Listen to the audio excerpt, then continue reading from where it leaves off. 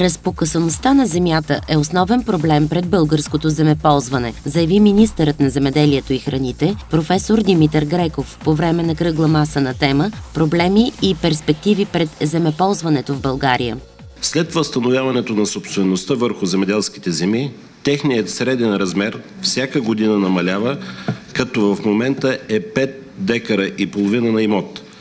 Това затруднява изключително много управлението на имотите и повишава административните и селскостопански разходи. В страната се прилагат два подхода за справяне с ситуацията. Първият е уедреното ползване. Настоящата законодателна рамка разрешава ежегодно създаване на масиви и ползване по споразумение между ползвателите чрез служебно разпределение, когато споразумението не е постигнато.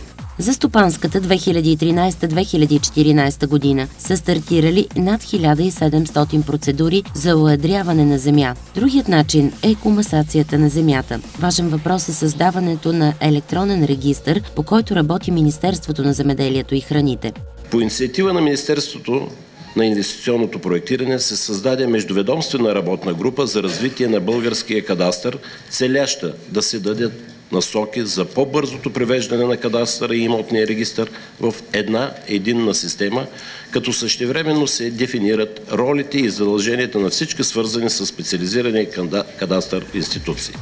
За оптимално земеползване в страната важна роля има изработването на общи устройствени планове на общините, които да уреждат ролята на различните територии. Според закона до 2013 година всички общини трябва да имат общи устройствени планове.